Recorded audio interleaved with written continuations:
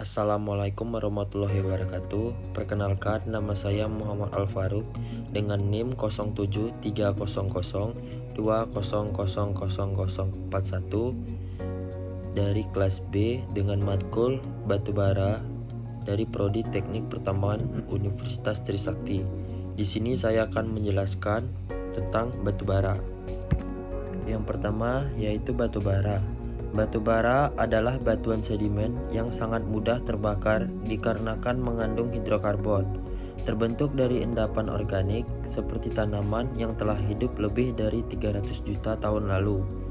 Terbentuk karena adanya tekanan dan temperatur yang tinggi dan berlangsung dalam selang waktu yang sangat lama, serta hanya terjadi pada era-era tertentu di sepanjang sejarah geologi. Lanjut, ada genesa batubara, yaitu proses penggabutan atau beatification. Bila sudah mencapai umur maksimal tumbuhan, akan mati dan roboh. Bila tumbuhan mati terpapar di permukaan tanah, maka akan mengalami proses pembusukan dan penghancuran sehingga bentuk asalnya tidak lagi terlihat. Tumbuhan yang mati akan tumbang di suatu rawa atau cekungan atau terendam air, di mana bakteri aerob atau bakteri yang memerlukan oksigen tidak memungkinkan untuk hidup.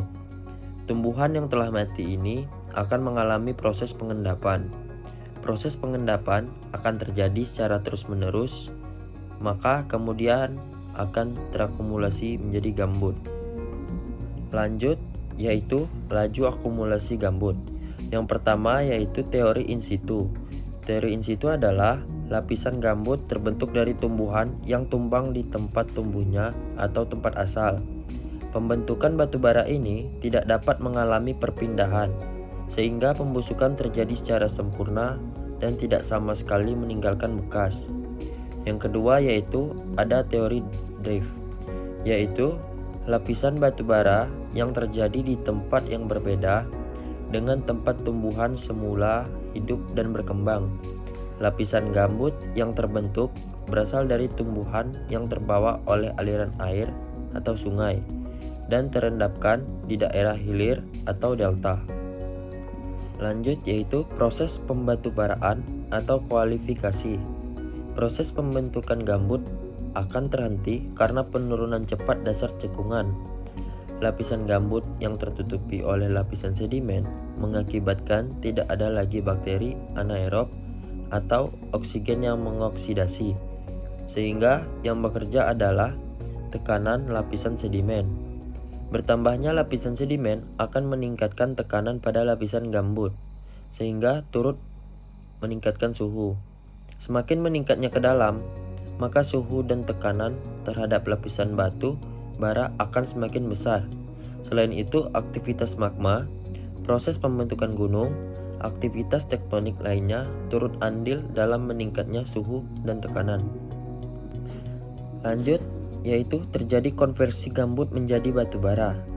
Terdapat 4 bagian, yaitu yang pertama pengurangan kandungan air, yang kedua pelepasan gas-gas atau CO2, H2O, CO, dan CH4.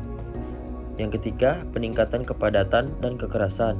Dan yang keempat, peningkatan nilai kalor. Lanjut, faktor-faktor pembentuk batubara. Ada 8 faktor.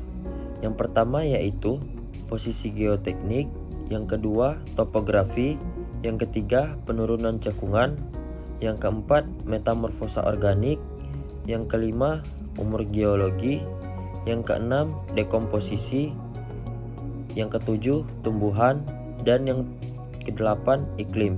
Lanjut, jenis batubara dan sifatnya. Berdasarkan tingkat proses pembentukannya yang dikontrol oleh tekanan, panas, dan waktu, batubara umumnya dibagi dalam 5 jenis, yaitu antrasit, bituminus, subbituminus, lignit, dan gambut. Yang pertama yaitu antrasit, merupakan kelas batubara tertinggi dengan warna hitam berkilauan atau luster metalik, mengandung antara 86 sampai dengan 98% unsur karbon dengan kadar air kurang dari 80%. Yang kedua, subbituminus, mengandung sedikit karbon dan banyak air. Oleh karenanya menjadi sumber panas yang kurang efisien dibandingkan dengan bituminus. Yang ketiga, lignit. Biasa disebut juga dengan brown coal adalah batubara yang sangat lunak yang mengandung air 35 sampai 75% dari beratnya. Lignit merupakan batubara geologis muda yang memiliki kandungan karbon terendah 25 sampai 35%. Dan yang keempat, bituminus mengandung 68 sampai 86% unsur karbon serta kadar air 8 sampai 10% dari beratnya. Lanjut, parameter kualitas batubara. Yang pertama, air bawaan atau inherent moisture. Dalam menghitung kandungan air bawaan secara garis besar adalah dengan membakar sampel batubara, ditentukan dengan menetapkan kehilangan berat air. Yang kedua, abu atau as. Abu di dalam batubara juga bisa disebut mineral matter. Terjadi di dalam batubara dapat sebagai inherent mineral matter atau extraneous mineral dalam matter. Abu ditentukan dengan menimbang sisa pembakaran. Yang ketiga, zat terbang atau volatile matter. Zat terbang atau volatile matter merupakan nilai yang menunjukkan persentase jumlah zat-zat terbang yang terkandung di dalam batubara, seperti H2, CO, metana, dan uap-uap yang mengembun seperti gas CO2 dan H2O. Volatile matter sangat erat kaitannya dengan rank batubara. Makin tinggi kandungan volatile matter, makin rendah kelasnya. Yang keempat, karbon tertambat atau fixed carbon. Karbon tetap merupakan karbon yang tertinggal sesudah pendeterminasian zat terbang. Dengan adanya pengeluaran zat terbang dan kandungan air, maka karbon tertambat secara otomatis akan naik sehingga makin tinggi kandungan karbonnya, kelas batubara semakin membaik.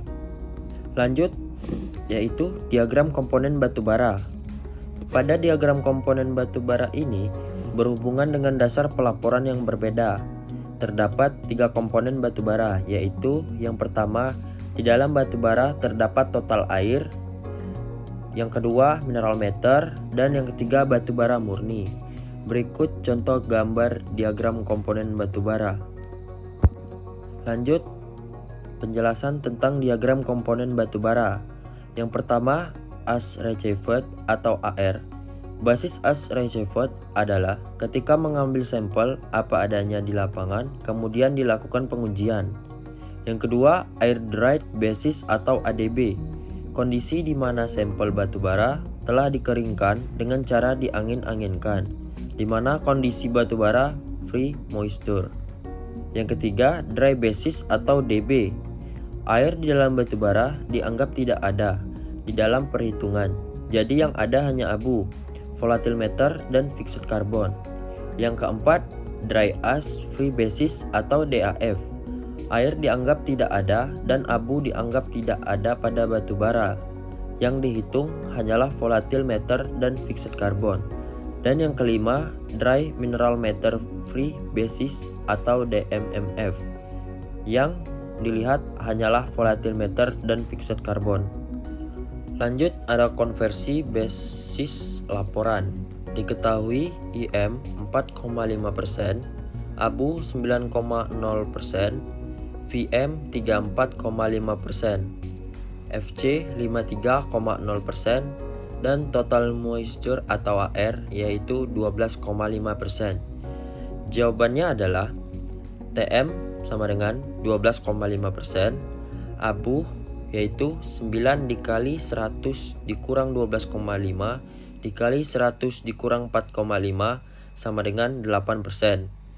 VM yaitu 34,5 dikali 100 kurang 12,5 dikali 100 dikurang 4,5. Hasilnya 31%. Dan FC yaitu 53 dikali 100 dikurang 12,5 dikali 100 dikurang 4,5 dengan hasil 48,5%. Mungkin cukup sekian yang dapat saya sampaikan. Apabila ada kesalahan kata-kata mohon dimaafkan. Wassalamualaikum warahmatullahi wabarakatuh.